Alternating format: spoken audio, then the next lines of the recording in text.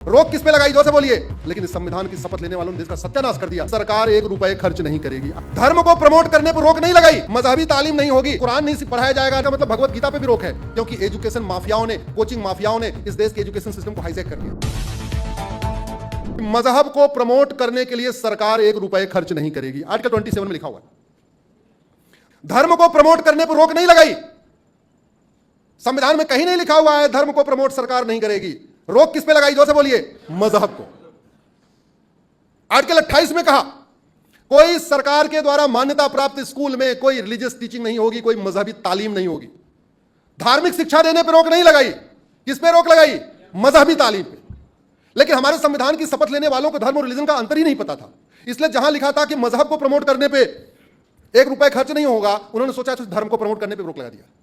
जहां यह लिखा था मजहबी तालीम नहीं होगी, यानी कोई कुरान नहीं पढ़ाया जाएगा, ना बाइबल सिखाया जाएगा, उन्होंने सोचा अच्छा इसका मतलब भगवत गीता पे भी रोक है, रामायण पे भी रोक है। अरे भैया, रामायण भगवत गीता धार्मिक ग्रंथ है, बाइबल और कुरान मजहबी पुस्तकें हैं। अंतर क्या?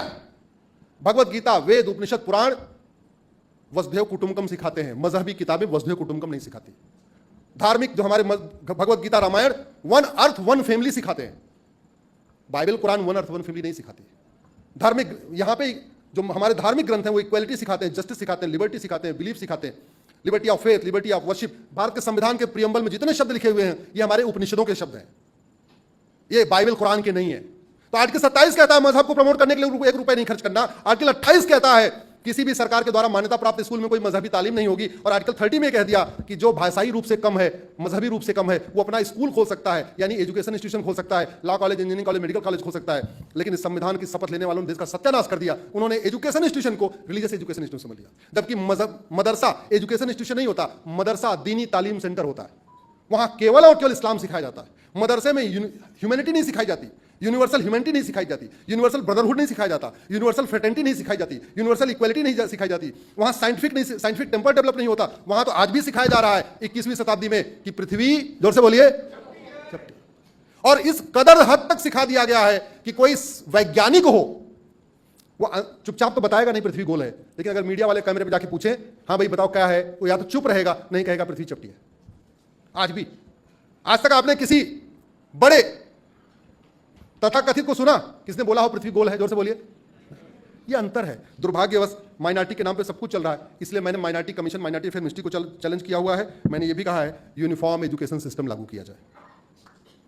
और हो सकता है इस देश की बहुत सारी समस्याओं का समाधान one nation one education board से हो जाएगा। इस देश की बहुत सारी समस्याओं का समाधान यूनिफॉर्म एजुकेशन सिस्टम से हो जाएगा। और भारत में था, और संविधान भी यही कहता है। संविधान कहता है सबको इक्वल अपॉर्चुनिटी मिलनी चाहिए। आज की डेट में इक्वल अपॉर्चुनिटी मिल रही है क्या? जोर से बोलिए जरा। आपका बच्चा टॉपर हो लेकिन बिना कोचिंग किए उसका आईआईटी में सिलेक्शन हो सकता है क्या? जोर से बोलिए। बिना कोचिंग किए एनडीए में सिलेक्शन हो सकता है क्या? बिना कोचिंग किए उसका एमबीबीएस में सिलेक्शन हो सकता है क्या? बिना कोचिंग के उसका क्लैट में सिलेक्शन हो सकता है? नहीं, क्योंकि एजुकेशन माफियाओं ने, कोचिंग माफियाओं ने इस देश के एजुकेशन सिस्टम को हाईजैक कर लिया। नतीजा यह है जो 10वीं 12वीं में पढ़ाया जाता है वो एंट्रेंस एग्जाम में पूछा नहीं जाता, जो एंट्रेंस एग्जाम में पूछा जाता है वो 10वीं 12वीं में पढ़ाया नहीं जाता। अंत में मजबूर होकर आपको अपने बच्चे को कोचिंग करानी पड़ती है। हमने तो कोचिंग नहीं किया। आप में से जो पुराने 1980 के दशक में कोई कोचिंग होती थी क्या? जोर से बताइए भैया। बिना कोचिंग किए इतने बड़े बड़े वैज्ञानिक पैदा हो गए, और आज कोचिंग करने के बाद भी लोग बड़े मुश्किल से इंजीनियर, डॉक्टर बन पा रहे, क्योंकि एजुकेशन सिस्टम को हाईजैक कर लिया। और इस देश में यूनिफॉर्म एजुकेशन सिस्टम था। कृष्ण और सुदामा एक साथ पढ़े कि नहीं पढ़े? जोर से बोलिए। आज की डेट में कृष्ण और सुदामा, एक गरीब एक अमीर एक साथ पढ़ सकता है क्या? नहीं। राजा दशरथ जो राज परिवार के राजकुमार क्षत्रिय, और सुमंत जो एक दलित परिवार के, केवट परिवार के, मल्लाह परिवार के गरीब, एक साथ पढ़े थे। और नतीजा यह हुआ कि वहीं गुरुकुल में दोस्ती हो गई। तो जब दशरथ जी राजा बने, उनका दोस्त था ही सुमंत, उसको अपना मुख्यमंत्री बना लिया। इस देश में करोड़ों ऐसे एग्जाम्पल हैं, लाखों एग्जाम्पल हैं जो दिखाते हैं कि भारत में यूनिफॉर्म एजुकेशन सिस्टम था। दुर्भाग्यवश हमने उसको बदल दिया। इसलिए एक कानून है राइट टू एजुकेशन एक्ट, उसको हमने सुप्रीम कोर्ट में चैलेंज किया हुआ है। हमने कहा है इस राइट टू एजुकेशन को इक्वल शब्द जोड़िए, इसको बनाइए राइट टू इक्वल एजुकेशन। अगर इस देश में एक रेलवे बोर्ड से पूरे देश में रेलवे चल सकती है तो एक एजुकेशन बोर्ड से पूरे देश के स्कूल नहीं चल सकते क्या? जोर से बोलिए जरा। इस देश में जितने पूरे केंद्रीय विद्यालय हैं, कश्मीर से कन्याकुमारी, कच्छ से कामरूप तक, सारे के सारे केवीएस का सिलेबस एक समान होता है कि नहीं होता? होता है। अरे भाई, गणित का सिलेबस पूरे देश का एक हो सकता है कि नहीं? जोर से बोलिए। मैथ का सिलेबस हो सकता है एक, केमिस्ट्री का हो सकता है, फिजिक्स का हो सकता है, इंग्लिश का हो सकता है, हिंदी का हो सकता है, हिस्ट्री का हो सकता है, ज्योग्राफी का हो सकता है, तो बचा फिर क्या? ऐसा कौन सा सब्जेक्ट है जिसका सिलेबस पूरे देश का एक नहीं हो सकता?